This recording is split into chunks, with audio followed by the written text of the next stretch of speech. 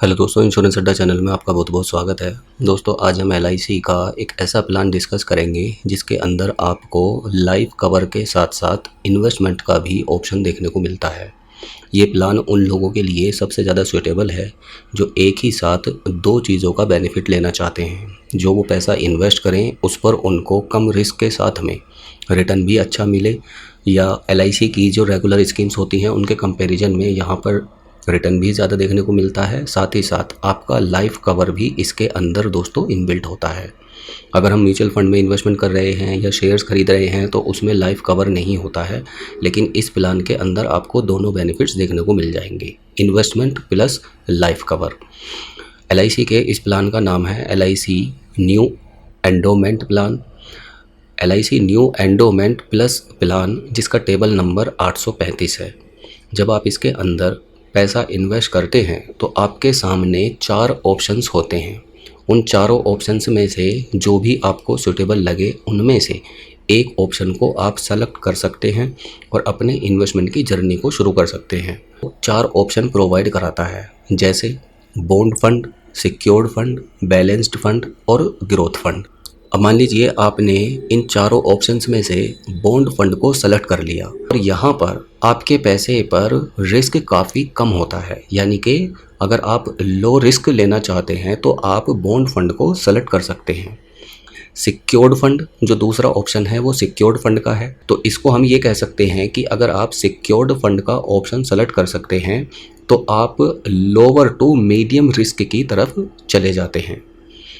तीसरा जो ऑप्शन है वो बैलेंस्ड फंड का है, तो ये एक मीडियम रिस्क वाला ऑप्शन है, यानी अगर आप अपने पैसे पर थोड़ा सा रिस्क लेकर ज़्यादा रिटर्न पाना चाहते हैं देन आप बैलेंस्ड फंड को सेलेक्ट कर सकते हैं। जो चौथा ऑप्शन है ग्रोथ फंड। ग्रोथ फंड में क्या होता है कि आपका जो पैसा है वो 20% तक इन्वेस्ट किया जाता है गवर्नमेंट सिक्योरिटीज़ के अंदर, जहाँ पर आपको गारंटी रिटर्न मिलता है। 40% तक आपका पैसा इन्वेस्ट किया जाता है मनी मार्केट से रिलेटेड सिक्योरिटीज़ के अंदर, जहाँ पर आपको दोस्तों जो टोटल पैसा आपने इन्वेस्ट किया उसका 40% पैसा वहाँ पर इन्वेस्ट किया जाता है, जहाँ पर थोड़ा सा रिस्क होता है, और 40% तक ही पैसा आपका इन्वेस्ट किया जाता है शेयर मार्केट के अंदर। तो इसको हम ये कह सकते हैं कि इन चारों ऑप्शंस के अंदर जो ग्रोथ फंड है इसमें आपको हाई रिस्क देखने को मिलता है। अब क्योंकि हाई रिस्क यहाँ पर है तो आपको यहाँ पर रिटर्न भी ऊपर के तीनों ऑप्शंस के कंपैरिजन में ज़्यादा देखने को मिल जाते हैं। अब इसके दोस्तों पैरामीटर्स देख लेते हैं, यानी इसके एलिजिबिलिटी क्राइटेरिया क्या है। तो सबसे पहले सम एश्योर्ड की अगर हम बात करें तो जो भी आपका एनुअलाइज्ड प्रीमियम होगा, सपोज़ आप एक साल में 1 लाख रुपए का प्रीमियम पे कर रहे हैं तो उसका 10 टाइम्स यानी कि 10 लाख रुपए का आपको सम एश्योर्ड मिल जाएगा। पॉलिसी होल्डर हैं उनकी अगर बीच में डेथ हो जाती है तो जो सम एश्योर्ड का अमाउंट है वो आपके नॉमिनी को दे दिया जाता है। अब इसके अंदर एज ऑफ एंट्री की अगर हम बात करें तो एक छोटे से बच्चे से लेकर 50 साल का व्यक्ति कोई भी इसके अंदर इन्वेस्ट कर सकता है, यानी मिनिमम एज का जो क्राइटेरिया है वो 90 डेज़ है और मैक्सिमम जो एज का क्राइटेरिया है वो 50 ईयर्स है। मिनिमम प्रीमियम जब आप इस प्लान को लेंगे तो आपका ईयरली बेसिस पर अगर कैलकुलेट किया जाए तो 20,000 होना चाहिए। अगर हाफ ईयरली आप सेलेक्ट कर रहे हैं तो 13,000 आपका प्रीमियम होना चाहिए। क्वार्टरली अगर आप पे कर रहे हैं तो 8,000 आपका प्रीमियम होना चाहिए, और मंथली अगर आप प्रोवाइड करा रहे हैं तो 3,000 का आपका प्रीमियम आना ही चाहिए। मैक्सिमम प्रीमियम की कोई लिमिट नहीं है, जितना चाहें आप उतना सेलेक्ट कर सकते हैं। पॉलिसी टर्म इसके अंदर आपको 10 साल से लेकर 20 साल तक का देखने को मिल जाएगा। प्रीमियम पेइंग टर्म जो है वो पॉलिसी टर्म के बराबर ही होती है, यानी अगर आपने 15 साल का पॉलिसी टर्म चुना है तो 15 साल तक ही आपको प्रीमियम भी पे करना पड़ेगा। ठीक है, लोन की फैसिलिटी इसके अंदर अवेलेबल नहीं होती है, पार्शियल विड्रॉवल की इसके अंदर फैसिलिटी अवेलेबल होती है। अब इसको हम एक उदाहरण के साथ में समझ लेते हैं। मान लीजिए कोई व्यक्ति हैं जिनका नाम राहुल है और वो 50,000 रुपये सालाना प्रीमियम के लिए इस प्लान को सेलेक्ट कर लेते हैं और पॉलिसी टर्म वो 20 साल का सेलेक्ट करते हैं, तो जो उनका सम एश्योर्ड होगा वो 50,000 का 10 गुना यानी कि 5 लाख रुपए होगा। ठीक है, अब सपोज़ कीजिए उन्होंने ग्रोथ फंड को सेलेक्ट कर लिया। जो 4 ऑप्शन हमने डिस्कस किए थे उसमें से उन्होंने ग्रोथ फंड को सेलेक्ट कर लिया। अब ग्रोथ फंड के अंदर जो रिटर्न की प्रोबेबिलिटी है वो 8 से 10% होती है। अब मान लीजिए राहुल की डेथ हो जाती है पॉलिसी के दौरान, सपोज़ 10वें साल में राहुल की डेथ हो जाती है, तो अब उनको क्या-क्या बेनिफिट्स होंगे? तो डेथ बेनिफिट के रूप में जो सम एश्योर्ड का अमाउंट है उनका, वो 5 लाख रुपए का है। लेकिन अगर हम यूनिट फंड वैल्यू देखें, जो हमारा पैसा फंड के अंदर, ग्रोथ फंड के अंदर इन्वेस्ट हुआ है, तो अगर हम 8% भी रिटर्न मानकर चलें, तो उसकी जो वैल्यू हो जाती है वो 8,50,000 रुपये हो जाती है।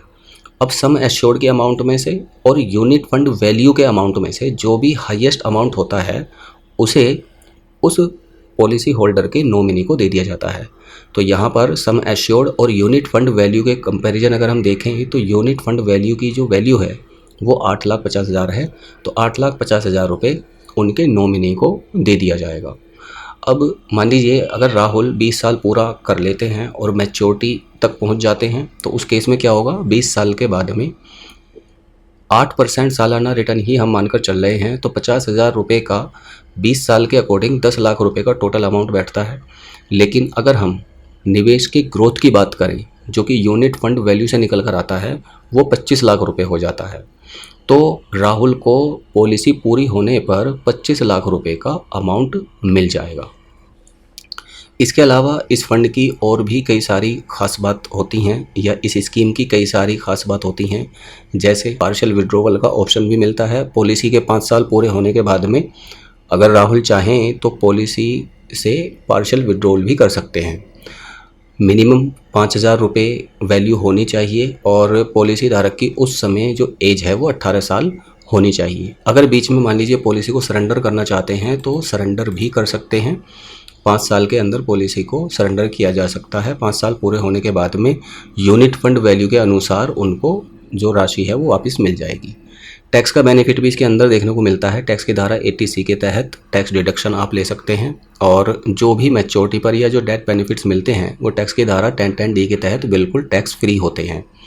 अब इस प्लान को दोस्तों किन लोगों के लिए सही है ये, या किन लोगों को लेना चाहिए, तो उन लोगों के लिए ये प्लान सबसे बेस्ट है जो लंबे समय तक निवेश करना चाहते हैं, जो इंश्योरेंस प्रोटेक्शन के साथ साथ इन्वेस्टमेंट भी अपने पॉलिसी पर चाहते हैं, और मॉडरेट से हाई रिस्क लेना चाहते हैं। तो ये एक यूलिप प्लान है जिसके अंदर आपको ये दोनों चीज़ें मिल जाती हैं। इस प्लान की अगर हम कुछ एक ड्रॉबैक्स की बात करें तो यहाँ पर आपको गारंटीड रिटर्न नहीं मिलता, और शेयर मार्केट अगर आपने मान लीजिए ग्रोथ फंड सेलेक्ट किया है तो वो शेयर मार्केट से लिंक्ड होता है, तो शेयर मार्केट के जो रिटर्न्स हैं वो भी आपकी पॉलिसी पर दोस्तों इफ़ेक्ट डालेंगे। लोन की फैसिलिटी इसके अंदर अवेलेबल नहीं होती है। कम प्रीमियम में हाई चार्जेस यहाँ पर कई बार लिए जाते हैं।